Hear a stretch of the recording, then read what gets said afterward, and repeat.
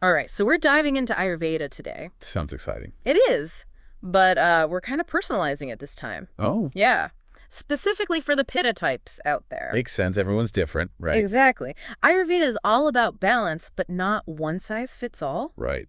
Got to find what works for you. And that's what's cool about these sources. We're going deep on Pitta. Food, habits even. Yeah. Room temperature, I saw that. I know, right? It's wild. Like some raw foods are good, but But acidic fruits, no way. totally. And then there's this moon breathing thing. Oh, yeah, we'll get to that. It's fascinating. I'm intrigued already. But first, like, what is Pitta, really? Right. It's more than just fiery, though that's part of it. That's what I always hear. Pitta. Oh, they're fiery. It's fire and water, which sounds weird, but But it makes sense when you think about Pitta strengths, right? exactly. Sharp mind, driven, leader type. Okay. Yeah, I see that. But without balance, that flips. Oh, totally. Like, I relate to the drive. But too much, and it's impatience, irritability, Mm-hmm. burnout city. Oof. Yeah, been there. And the sources talk about this, like pitta and inflammation.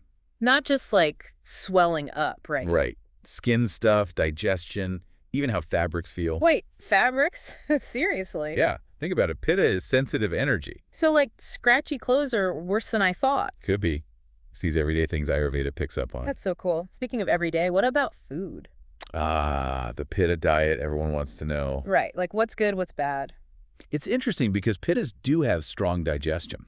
So, eat whatever. Not so fast. Yeah. It's strong, but got to avoid stoking the fire. So not just piling on spicy food. Exactly.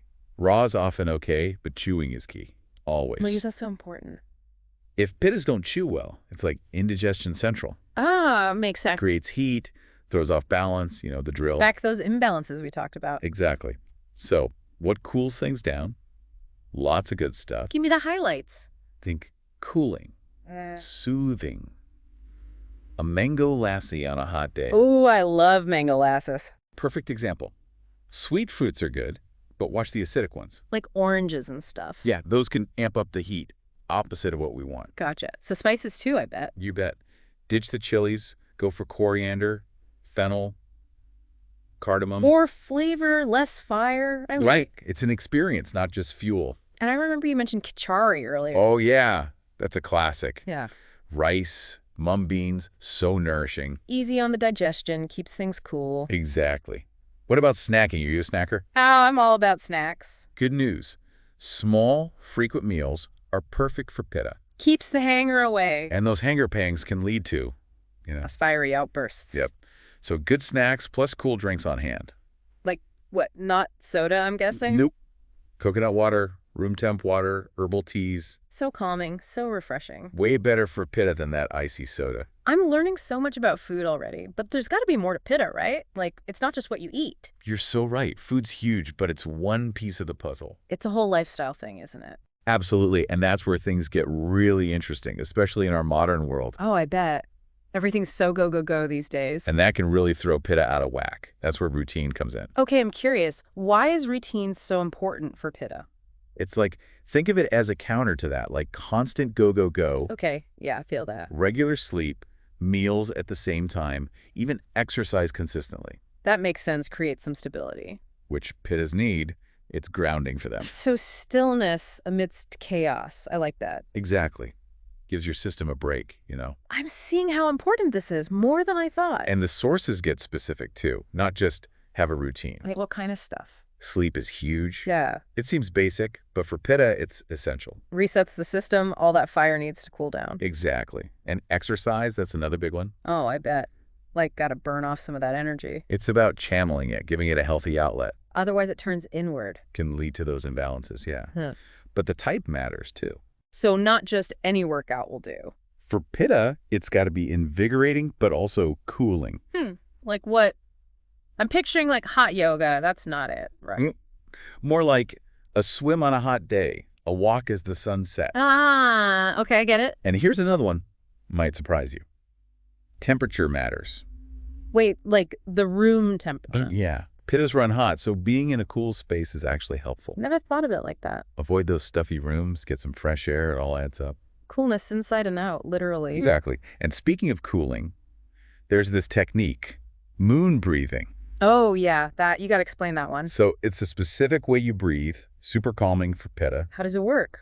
Inhale through the left nostril, exhale through the right. Why left then right? Seems specific. It's about the energy channels, lunar and solar, kind of complex. But the point is, it cools you down. Big time, Yeah. especially mentally when that Pitta fire's raging. I'm definitely trying this. It's amazing, this whole system. Like, it's not just diet, it's how you live. It's true. And in our world, with all the stimulation, Easy to lose that sense of peace, routine mindfulness, that's the key for Pitta. creating that sanctuary, like you said before. Exactly. It's both inner and outer, you know. And I think that's a good point to make. Ayurveda isn't. Cookie cutter, Yeah. What works for one Pitta might not work for another. totally. Yeah. It's understanding the principles, then adapting.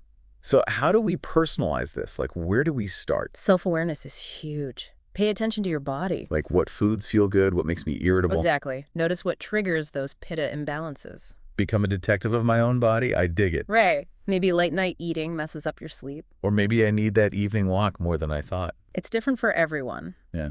But keep experimenting. So it's this ongoing conversation with myself, basically. That's the beauty of Ayurveda. It empowers you. You're not just following rules, you're making choices. Informed choices, that's the key.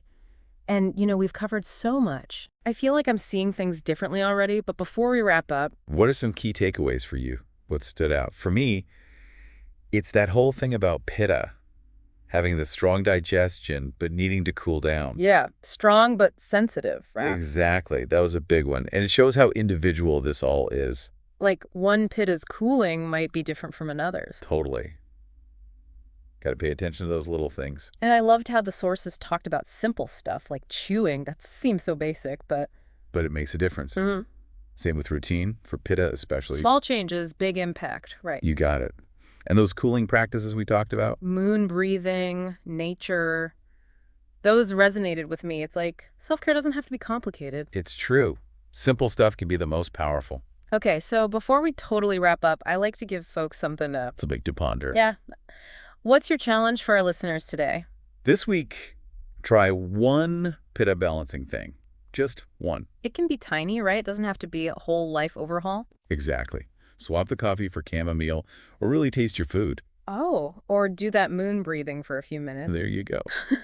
Starting somewhere is what matters. Even a small step can lead to big changes down the line. Absolutely. It's not about being perfect. It's about finding what works for you. And that's what I love about Ayurveda. It's so empowering. It is. And one last thought to make this really personal. Okay, I'm listening. Ayurveda is about balance, right? Right. So what does your ideal balance feel like? Oh, that's deep.